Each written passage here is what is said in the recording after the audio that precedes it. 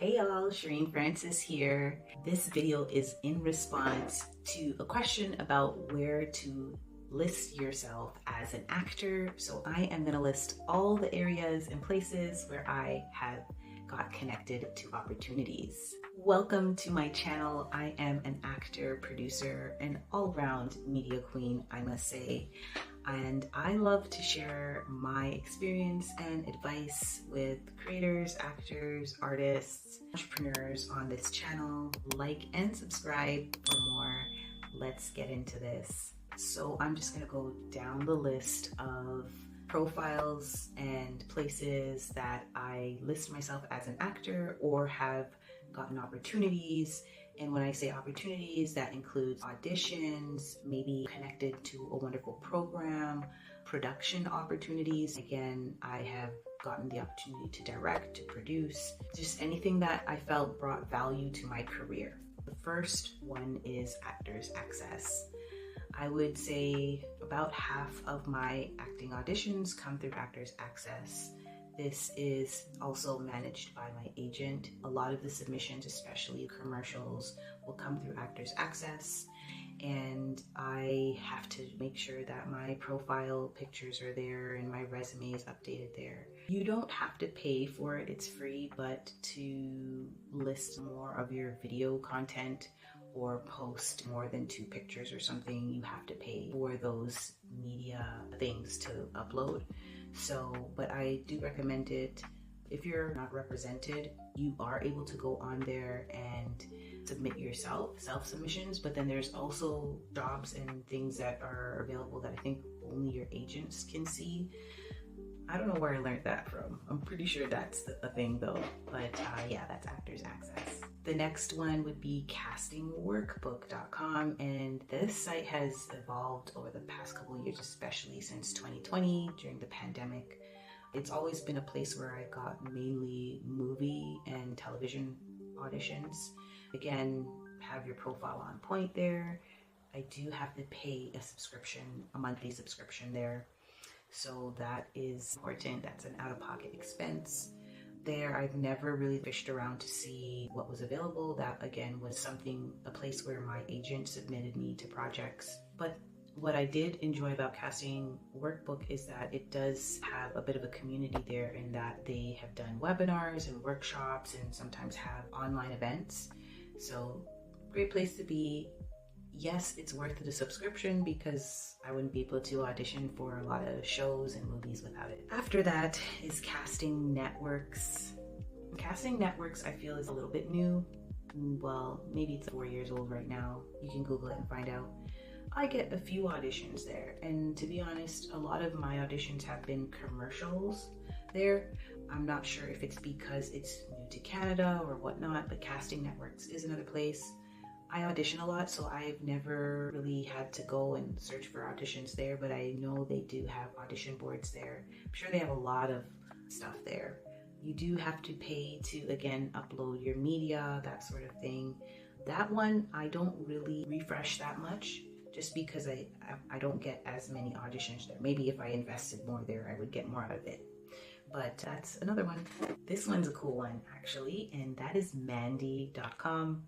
Mandy's been around for as long as I've known, and it's great if you're a new actor and you're wanting to get into a short film or a student film. Actually, you know what? I don't think I've ever landed anything on Mandy.com. I've had a few auditions for short films there, but my agent has been doing a great job. If you are wondering how I broke into acting, you should definitely go check out one of my other past videos that talk about my first year of acting. I got an agent right away who had me auditioning right away, so me having to represent myself, I didn't do that. But I would say that networking and being present in the industry did lead to short film roles and things like that. And that brings me to the next place to list yourself, which would be your website and social media, because as I said before, networking is a great way of attracting opportunities. So maybe just have even a one-page website that has your reel, your photos, a little bit about you. I will link to mine so you can check it out. Mine is a little bit more robust because I do a lot more things. So, and you can go there and subscribe. I send out newsletters here and there. but it's a great example of how you can represent yourself. And then of course, Check out my Instagram at Cherene Francis. Great example of how I showcase myself as an actor and all-round creator. Some notable mentions here. These ones, I have listed my profile there. Haven't been too active on these, but I think it's worth it to just at least go put your profile there. It also depends on your market, right? And that would be Backstage. I'm pretty sure it's probably big in markets in the US. I'm in Toronto, and I'm sure people have gotten stuff there too. I have had a few outreaches for voiceover work there, and there definitely are listings for short films there, and probably even more. I don't do any stage. If you are a stage actor, it's definitely good for that too. And then my other notable mention is IMDB. They actually have a listing section as well, which is pretty cool. I don't look at it either. I'm a busy girl. I don't have time, but my agent does, and that's what they're paid to do. So get an agent. Unless you want to self-represent and hustle, then go for it. But IMDB is also important because that's your portfolio, right? So I have a IMDB premium profile. It's about $35 Canadian or $32 Canadian monthly. That allows me to manage my profile, manage the projects that are connected to me, and make sure that my profile is connected back to my agent and that sort of thing. As an actor, you do want to have control over your online presence. So whenever you can afford to do that, definitely make sure that you claim your IMDb profile and set that up the way you want it to be seen. And I think that's it. Other than that, I am an ACTRA union member. So ACTRA has their diversity profile listing. So I am listed there as someone that can play a Black woman, African American woman, Canadian African woman, but I'm not African. I'm of Caribbean descent, and I know ACTRA also has physical challenge or any sort of diversity type you can list there. And then there's just the general union members are listed there. It's not open to the public. You have to be a producer or director to have access to that directory, but that's another place where I list myself as an actor. So in total, you have your website, your social media, your Actors Access, casting workbook, casting networks, Mandy, Backstage, IMDB, and your union directory. That's about 9 profiles to manage. So be sure to keep up to date with them. At least every quarter, check in, make sure every place has new gig that you just booked, or your new headshots, or list a new skill.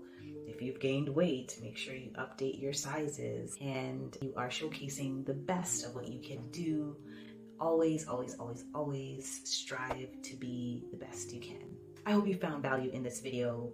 I just remember when I started that I wish that I could find someone in the Toronto market, or even like a Black woman that looks like me. And I know not all of you are Black women, but you know, there are a lot of diverse people that follow me, and it doesn't matter your race or anything.